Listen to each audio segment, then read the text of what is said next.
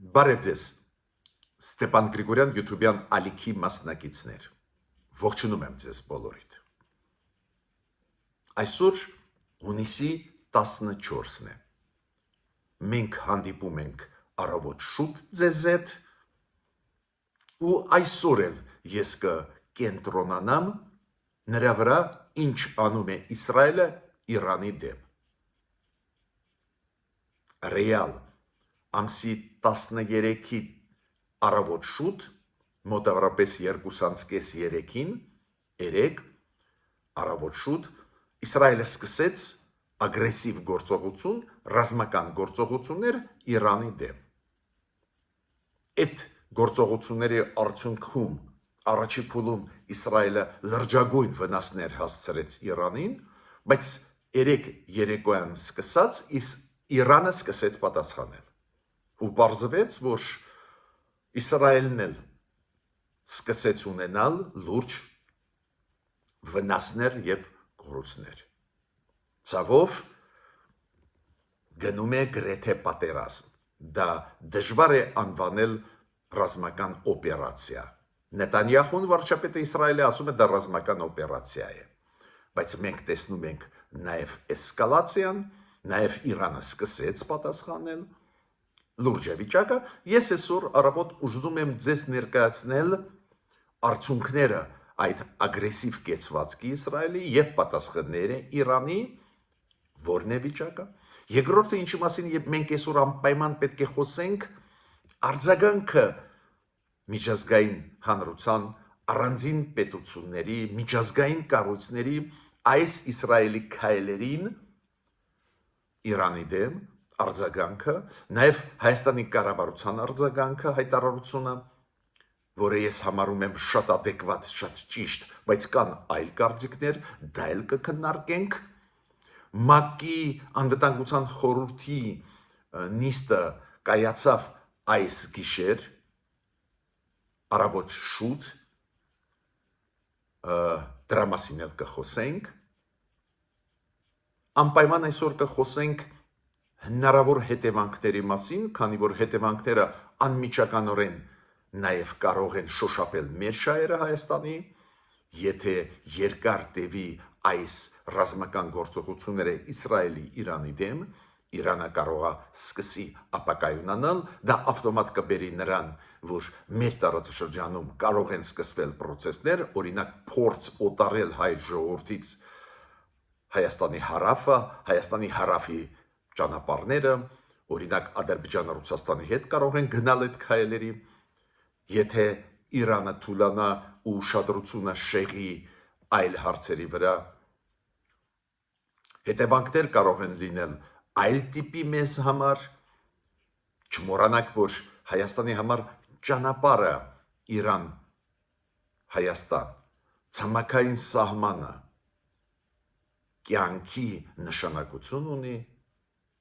բայց մեկ հետևանք այս Իսրայելի քայլերի Իրանի միջուկային օբյեկտների դեմ մեկ բացասական հետևանքը այսօր էլ կա, ես պարտավոր եմ դրա մասին ասել, ստեղել մեր կառավարությունը անելիք ունի, կապված ռադիացիոն վտանգների հետ։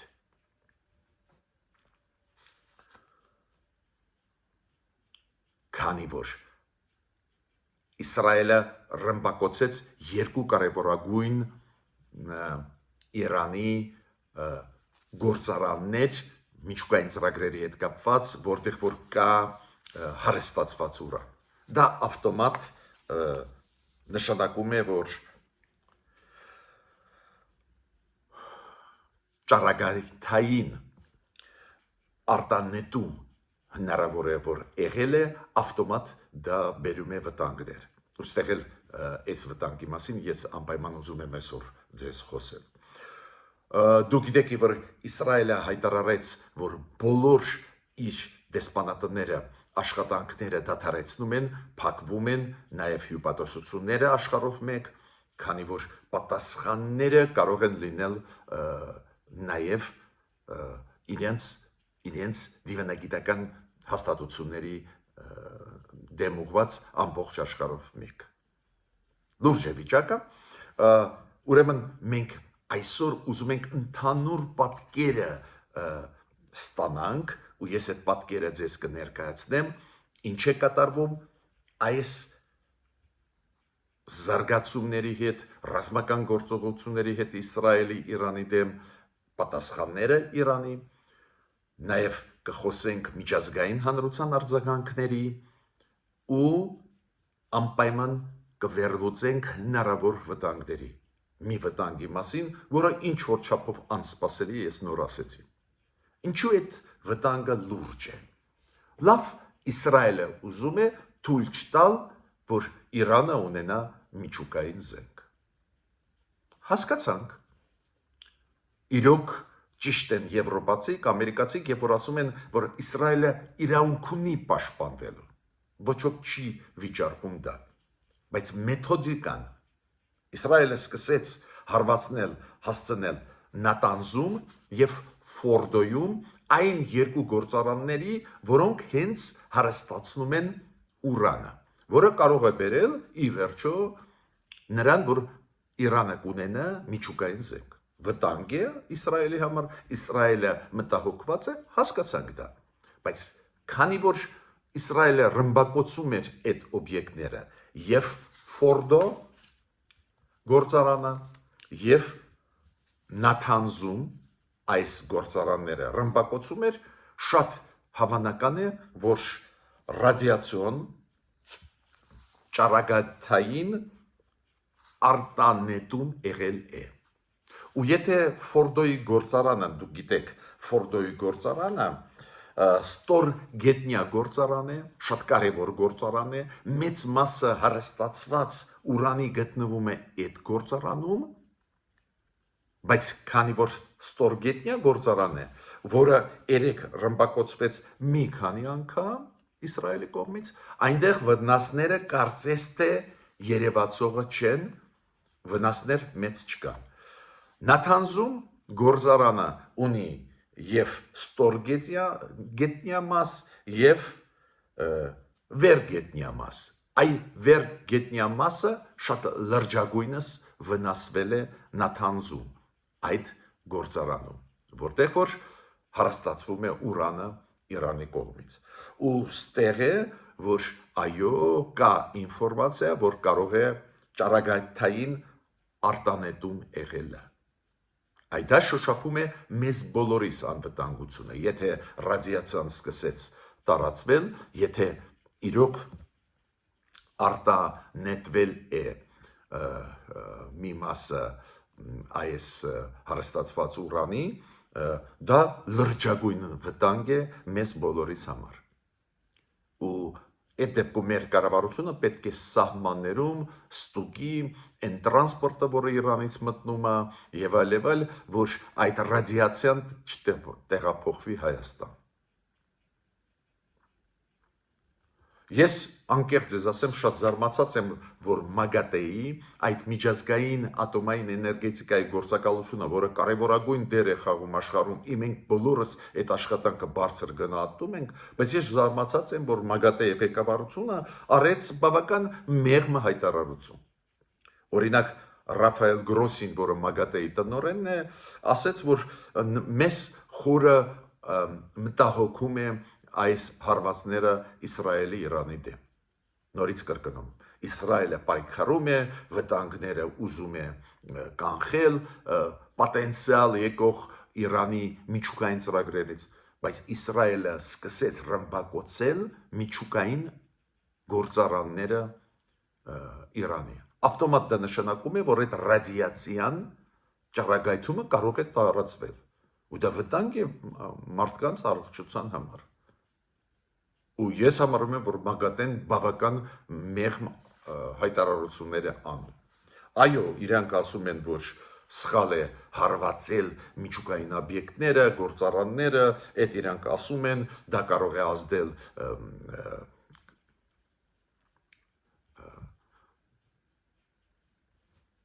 ամբողջ այս տարածաշրջանի վրա, ռադիացիան կարող է տարածվի, դա վնաս է մարդկանց առողջության համար, այդ ամեն ինչը ասում են, բայց բավական իմ կարծիքով մեղմ են ասում։ քանի որ հենց Մագատեն հայտարարությունով հանդես եկավ, որ Նատանզում գործարանը իրոք լրջագույնս վնասվել է։ Տեսակ, մեկ օրվա մեջ ես բերեցի ձեզ մեկ վտանգ, որը դարձավ բավական շոշափելի վտանգ տարածաշրջանի համար, ոչ միայն Իրանի համար։ Դուք գիտեք, որ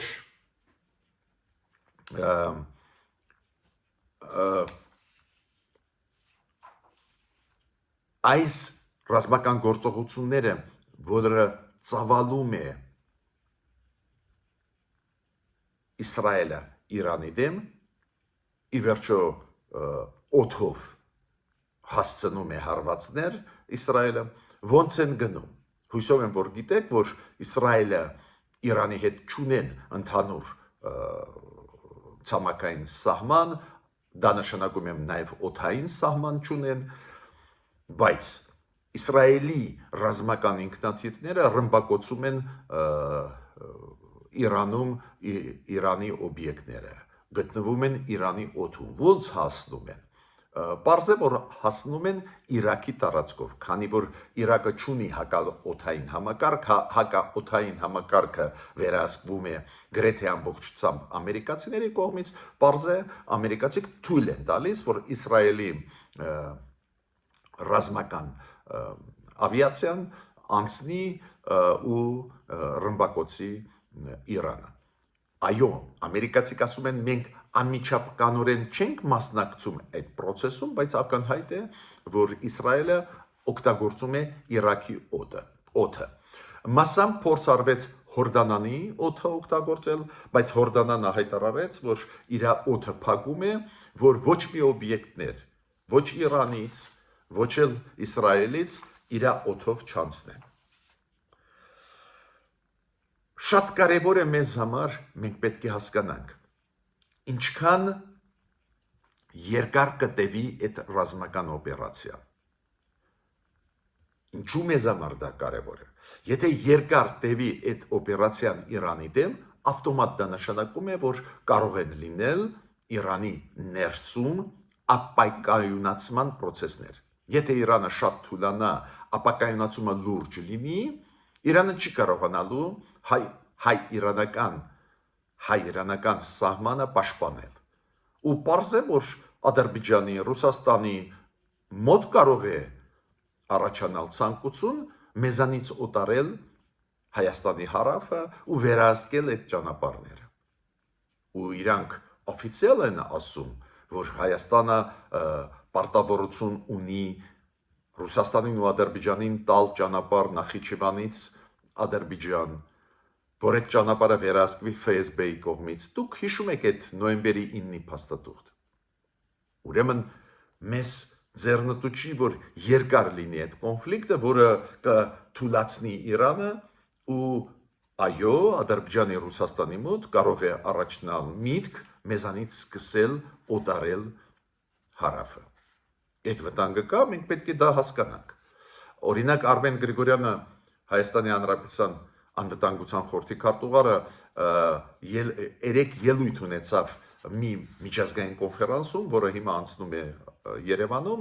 մեծ ֆորում է, այնտեղ ինքը ասեց, որ Հայաստանը հաշվարկ է անում այն վտանգներից, որոնք այս պատերազմի պատճառով կարող են առաջանալ նաև Հայաստանի առջև ու նաև այդ թվում այս ճանապարհների հետ կապված։ Լավ է, որ կառավարությունը դա հասկանում է, հույսով եմ, որ adekvat կարձագանք են, բայց նորից կրկնում եմ, ինչքան երկար կտևի կոնֆլիկտը Իսրայելի Իրանի դեմ, ուղղակիորեն Իրանի դեմ ուղղված, ոչ թե ուղղված Համասի դեմ, Հեզբոլայի դեմ, Հուսիների դեմ, այլ ուղղակիորեն կոնֆլիկտը Իսրայելի Իրանի դեմ, ինչքան երկար կտևի, դրանից շատ բան է կախված։ Դժբախտաբար մենք ունենք ինֆորմացիա, որ Իսրայելը պլանավորում է ռմբակոծել Իրանը բավական երկար ժամանակ։ Խոսքը գնում է 1-2 շաբաթվա մասին, այդ երկար ժամանակ է։ Մեզ պետք է մեր շահերից ելնում է, որ ինչքան կարելի է շուտ ավարտվի այս ռազմական գործողությունները Իսրայելի Իրանի դեմ, ինչքան կարելի է շուտ։ Երկու շաբաթը իրոք շատ վտանգավոր ժամկետ է, եթե ամեն օր ռմբակոծություններ լինեն, Իրանը պատասխանի, խառը վիճակ ստեղծվի, առաջացնում է մեզ համար վտանգներ։ Միջև շարունակերը իմ ելույթը ես խնդրում եմ ձեզ բաժանորդագրվել, կիսվել, լայքել, դուք տեսնում եք ինչքան կարևոր է մեր աշխատանքը ու ձեզանից կախված է ինչքան արագ կտարածվի այդ ինֆորմացիան։ Մեր հանգիստ վերլուծությունը, գիտակցված վերլուծությունը, ոչ էմոցիոնալ վերլուծությունը անչափ կարևոր է ամբողջ հայության համար։ Գիտեք, ես ուրախ եմ, որ եւ իշխանությունները եւ հասարակությունը Հայաստանի ներսում հասկացան ինչքան լուրջ է վիճակը։ Հենց Իսրայելի հարվածներից հետո Իրանի տարածքում ու հանգիստ վերլուծել, զարգացումներին հետևել կյանքի պես է մեզ պետք։ Նայեք, Իսրայելը հասկանում է, որ գնաց ավանտյուրայի մի բանը Համասի դեմ լայնամասշտաբ պատերազմական գործողություններ այդ Գազան ավիրեցին, կարող է նույնիսկ կարելի է ինչ-որ չափով բացատրություն տալ, մի բանը հուսիների դեմ Եմենում պայքարել, նաև այդ թվում ամերիկյան, դուք գիտեք, նավատորմը հարվածներ է հասցնում Կարմիր ծովում, ամեն ինչ այդ կարելի է հասկանալ, քանի որ այս խմբավորումները, որոնք կիսատերորիստական բնույթ են կրում, իրոք վտանգ են ոչ միայն Իսրայելի համար, նաև տարածաշրջանի համար, բայց երբ որ պատերազմը գնում է անկախ պետության դեմ Իրանի պես, Իրանի տարածքում դա լուրջ հետևանքներ կարող է ունենալ։ Դա է պատճառը, որ Իսրայելը հասկանում է, որ այդ ավանտյուրայի, որ Նետանյախուն գնաց, դա խնդրահարույց է։ Դա է պատճառը, որ Իսրայելը անընդհատ ուզում է համոզել, որ ամերիկացիք մտնեն այդ ռազմական գործողությունների մեջ, որ ամերիկացիք էլ իրանց բազաներից գտնվող Մերձավոր Արևելքում հասցնեն հարվածներ Իրանի տարածքում։ Բայց ամերիկացիք կարծես թե չեն համաձայնվում։ Ես սկզբում հիշում եք, երբ որ նոր սկսեցի այսօրվա ելույթը, հիշում եք, ես ձեզ ուշադրությունը դարձրեցի, որ Իսրայելը որոշում ընդունեց կառավարությունը փակել բոլոր դեսպանատները եւ հյուպատոսության աշխատանքները աշխարհով մեկ։ Իսրայելը հասկանում է, որ այս ձևի լուրջ արձագանք կարող է լինի ոչ միայն Իրանի կողմից Իրանում, որ Իրանը սկսեց պատասխանել Իսրայելին ու փորձում է վնաս հասցնել ի պատասխան Իսրայելի հարձակման, բայց նաև աշխարհում կարող են լինել պրոցեսներ, կողմնակիցներ Իրանի, Պաղեստինի ժողովրդի մարդիկ, ովքեր կարող են վնաս հասցնել նաև իր դեսպանատներին։ Ու դա է պատճառը, որ իրանք հիմա փակեցին աշխատանքը բոլոր դեսպանատների։ Դες Իսրայելն էլ հասկանում է, ինչքան լուրջ քայլ է արել, վտանգավոր նաև Իսրայելի համար։ Պարզա մենք բոլորը պետք է շարժվենք այն սկզբունքից, որ համոզենք Իսրայելը դադարեցնի իր ռազմական գործողությունը ու մեր կառավարության հայտարարության մասին մի քիչ ավելի ուշ կասեմ, համարում եմ շատ adekvat, շատ ճիշտ, բայց մենք բոլորս պետք է ստիմուլ տանք Իսրայելին, որ Իսրայելը դադարեցնի, Իրանն էլ դադարեցնի իր միջուկային ծրագրերը, որ խաղաղություն հաստատվի։ Այդ ուրիշ բան է, բայց ես հիմա ֆիքսում եմ ինչ է կատարվում։ Պատկերացնում եք, կարծես թե Իսրայելը հարվածում է Իրանին, դա վերաբերում է Իրանին, բայց վնասներ կդրում են մյուսները։ Մի վնասի մասին, ռադիացիայի տարածման վտանգի մասին ես ասացի, մյուս վնասը։ Դուք գիտեք, շատ ու շատ չվերթներ տարբեր երկրներից, տարբեր երկրներ, նաև այդ թվում տարածաշրջանի Մերձավոր Արևելքի երկիր եկող կամ թռնող ինքնաթիռները շատերի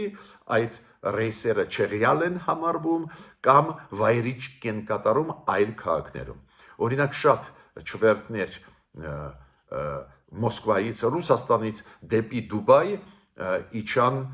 Բաքվում կամ իջնում են Երևանում ու առաջացավ խնդրեմ Բաքու այդ չվերթները ինքնաթիռները երբ որ քաղաքացիական իջնում են, պարզվում է ինքնաթիռներում շատ են քաղաքացիները, օրինակ Ռուսաստանի, ովքեր հայեր են ազգությամբ, կամ Երևան իջնում են ինքնաթիռներ, որտեղ որ կան ադրբեջանցի ազգությամբ։ Կասկած ես չունեմ, որ այդ հարցերը կլուծվեն, ոչ մի վտանգ այդ մարդկանց կյանքի համար չի լինի, բայց տեսեք, ինչ պրոբլեմներ են առաջացնում պատերազմները։ Հիմա աշխարհի արձագանքը այն process-ի, որը սկսեց Իսրայելը Իրանի դեմ։ Թուրքիան խստիվ քննադատեց այս ագրեսիան, որը կատարեց Իսրայելը Իրանի դեմ։ Ես պետք է ասեմ, որ նմանատիպ հայտարարություն նաև արեց Հայաստանի կառավարությունը։ Չեմ ասում համընկնում են տեքստերը, բայց Հայաստանի կառավարությունն էլ եւ արգորդ նախարարությունը եւ վարչապետը, որը գտնվում է հիմա Չեխիայում ու մասնակցում է շատ կարեւոր ֆորումին, այդ ֆորումի մասին անպայման կխոսենք, բայց վարչապետն էլ ասեց, որ մենք դատապարտում ենք այս հարձակումը Իսրայելի Իրանի վրա։ Ու վարչապետը ասեց, որ դա հարցականի տակ է դնում այն փխրուն կայունությունը, որը կա նաև մեր տարածաշրջանում, ոչ միայն Մերձավոր Արաբելքում, նաև Հարավային Կովկասում։ Ես միանշանակ միանում եմ այս հայտարարությանը, մեր արտգործ նախարարությանը, վարչապետի ու բացատրեմ ինչու։ Քանի որ ես լսում եմ եւ այլ կարծիքներ, հարգում եմ տարբեր կարծիքներ, շատերը ասում են, որ պարոն Գրիգորյան, միգուցե նեյտրալ լինենք։ Ես ուզում եմ ասել, ոնց մենք կարող ենք լինել նեյտրալ, երբ որ մի պետություն, Իսրայել, միջուկային ծրագրերի անվան տակ ռմբակոծում է Իրանի տարածքում ոչ միայն միջուկային օբյեկտներ, գործարաններ, նաև ռմբակոծում է տարբեր քաղաքներում Իրանի, տարբեր շրջաններում, տարբեր ռազմական օբյեկտներ, ռմբակոծում է նաև բնակելի տարածքներ ոչնչացնելու համար Իրանի պաշտպանության նախարարության բարձր աստիճան մարդկանց, գեներալներին եւ այլ։ Իրանը օֆիցիալ ճանաչված անկախ պետություն է։ Իրանի քաղաքական համակարգը ինչ որ մարդկանց կարող է դուր չգալ, դա շատ նորմալ է, կարող են քննադատել դա, բայց Իրանը ճանաչված պետություն է։ Իրանը Համաս չի, Հեզբոլա չի, չճանաչված ինչ որ խմբավորումներ։ Ու ճանաչված պետության պաշտոնյաներին սպանելը դա հանցագործություն է։ Նույնը ճանաչված պետության նույնիսկ ռազմական բազաները հարվածելը դա պատերազմ է կոչվում։ Ուրեմն Իսրայելը կատարեց ոչ թե պրևենտիվ քայլեր ոչնչացնելու համար այն գործարանները, որոնք կապված են միջուկային ծրագրերի հետ, այլ ոչնչացնում է այլ օբյեկտներ, որոնք միջուկային ծրագրերի հետ ոչ մի կապ չունեն։ Ուրեմն դա ագրեսիա է։ Ինչի մասին է խոսքը։ Ուրեմն ճիշտ է քննադատել դա։ Թուրքիան քննադատեց բավական խիստ, մերոնք ավելի, այդպես չափավոր, բայց հստակ մերոնք քննադատեցին այս ագրեսիան Իսրայելի Իրանի դեմ։ Ես ավելին, ես համարում եմ, որ մեր արձագանքը adekvat է նաև այն պատճառով, որ մենք ունենք Իրանի հետ համատեղ ցամաքային սահման։ Ու երկու սահմաններից բաց Վրաստան-Իրան, Իրանի սահմանի բաց լինելը կենսական նշանակություն ունի հայ ժողովրդի համար։ Ուրեմն եթե այդ ագրեսիան շարունակվի Իսրայելի Իրանի դեմ, Իրանում կարող են սկսվել ապակայնացվող process-ներ, ուրեմն այդ սահմանը դադարի աշխատել մեզ համար։ Դա վտանգ է։ Բացի դրանից, Իսրայելը դաշնակից է Ադրբեջանի։ Այսօր Իսրայելին պատկերացնում եք ինչքան կարևոր է զենք զինամթերք։ Ինչքան կարևոր է դա։ Բայց Իսրայելը ուղղակի 1-2 ամիս առաջ ուղարկում էր Բաքու ռազմական ինքնաթիռներ։ Իսկ գնում է ռազմական համագործակցություն նույնիսկ հիմա Իսրայելի Ադրբեջանի միջև։ Դες Իսրայելը իրոք վտանգավոր քայլեր է անում, որոնք վտանգ են ներկայացնում հայ ժողովրդի համար, Հայաստանի համար որպես պետություն։ Ոնց մենք կռենք չդատապարտեինք Իսրայել։ Չինաստանը խստիվ դատապարտեց Իսրայելին հենց դրա պատճառով, որ Իսրայելը առաջինը սկսեց։ Հա, Չինաստանն էլ Հայաստանի պես կոչ է անում անցնել, վերադառնալ դիվանագիտական բանակցային process-ի, դու գիտեք, եւ վարչապետը Հայաստանի եւ արտգործնախարարությունը ասեցին, սպասվում էին վաղը ամսի 15-ի հունիսի բանակցություններ Միացյալ Նահանգներ Իրան Օմանում, ինչի եք սկսել պատերազմական գործողություններ։ Վերադարձեք դիվանագիտական դաշտ։ Բայց ինձ համար անչափ կարևոր է, որ Ճապոնիան բավական լուրջ քննադատեց Իսրայելի հարվածները Իրանի տարածքում։ Ճապոնիայի հայտարարությունը գրեթե նույնն էր համընկնով Հայաստանի արտգործնախարարության հայտարարության։ Ճապոնիան էլ ասում է, ամսի 15-ին պլանավորվում էին բանակցություններ Իրան, Միացյալ Նահանգներ, Օմանում։ Ինչի սկսեցինք ռազմական գործողություններ, չիմանալով այդ բանակցությունների հնարավոր արդյունքները։ Սպասեիք, բանակցեիք, հետո ինչ որ եզրակացություններ գայիք։ Պարզ է, Սաուդյան Արաբիան, Օմանը խստիվ քննադատեցին Իսրայելին, դա հասկանալի է,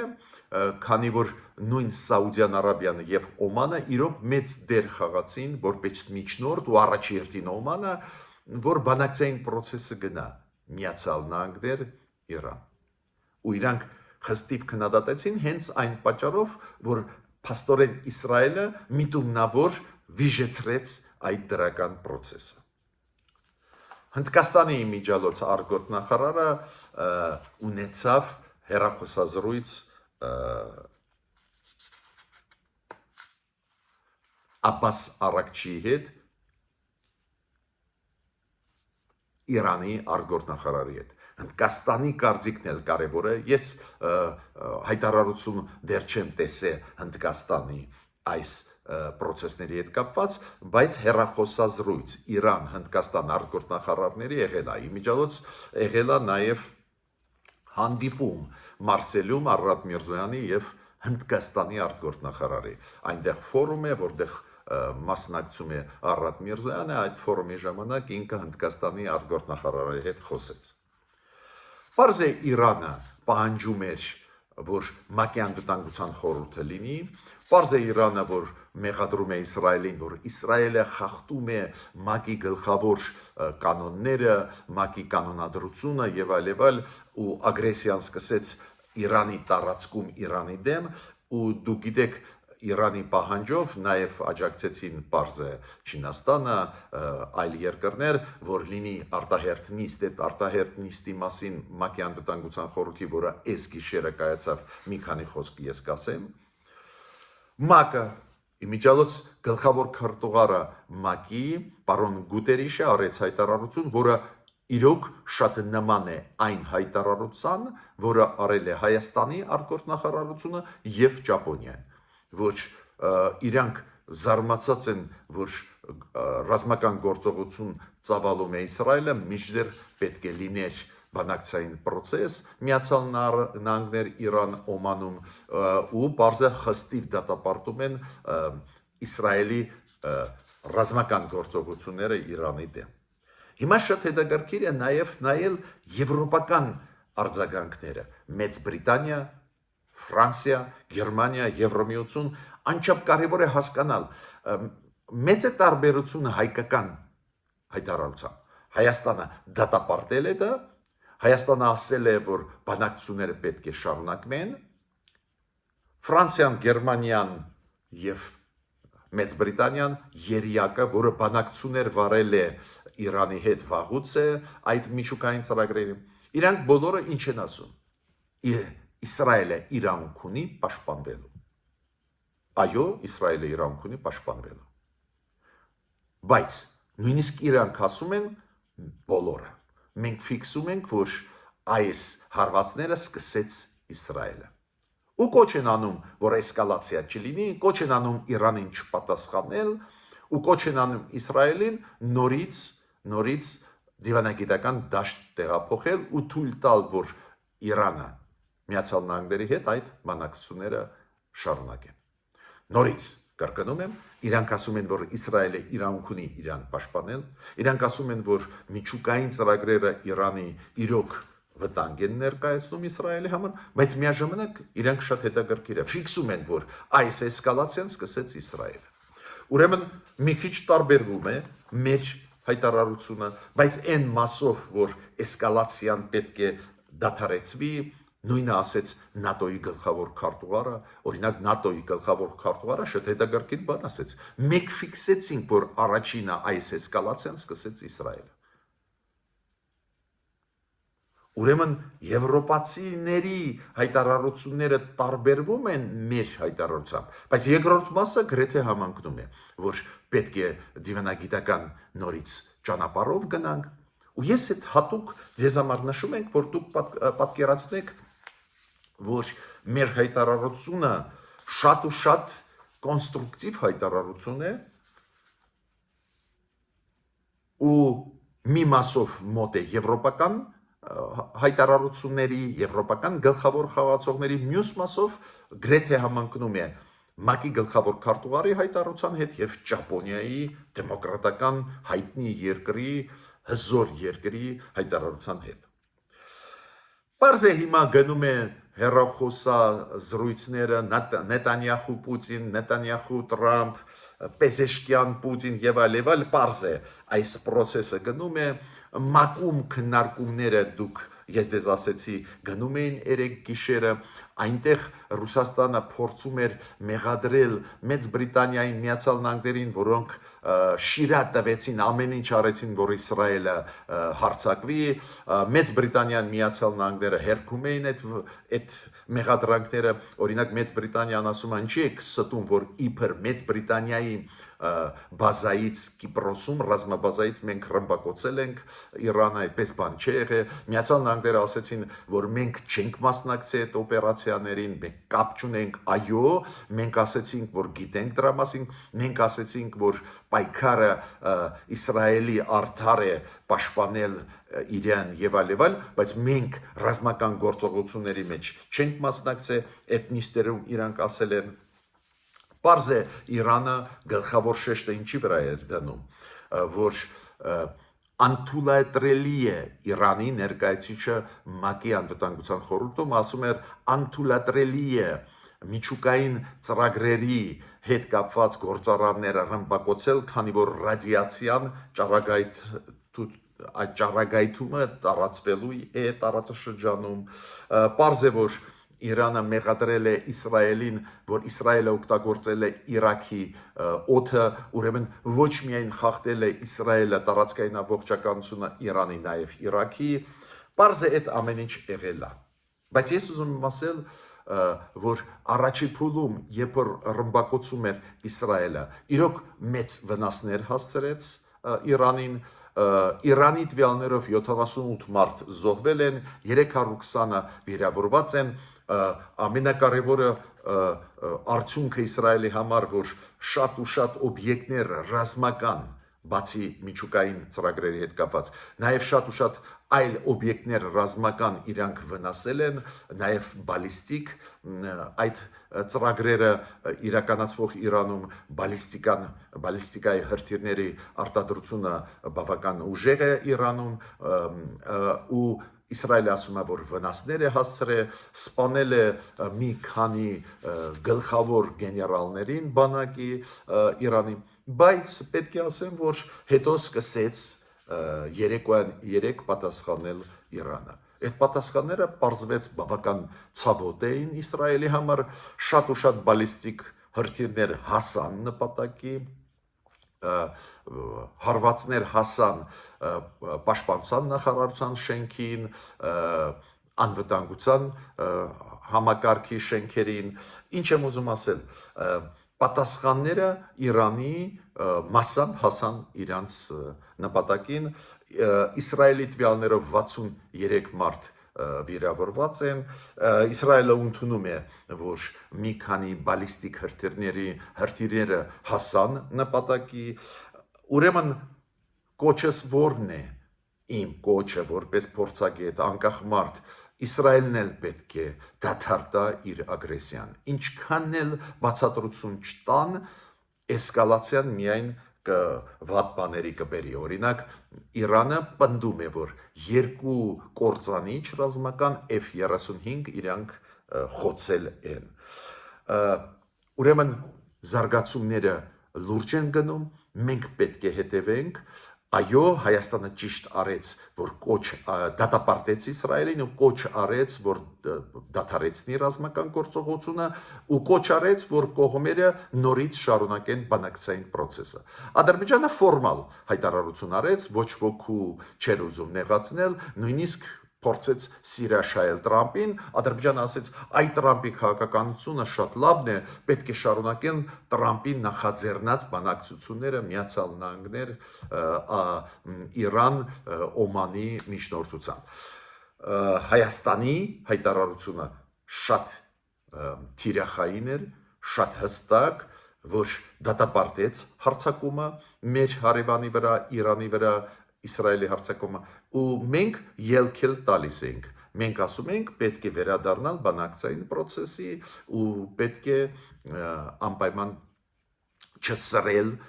էսկալացիայի չգնալ։ Ես ավարտեցի իմ այսօրվա ելույթը, շատ ուշադիր պետք է հետևել զարգացումների։ Մեզ ձեռնտու չի, որ այդ պատերազմական գործողությունները Իսրայելի Իրանի դեմ շարունակվեն երկար ժամանակ։ Մեզ հետ դա ձեռնտու չի։ Մինչ նոր հանդիպումներ։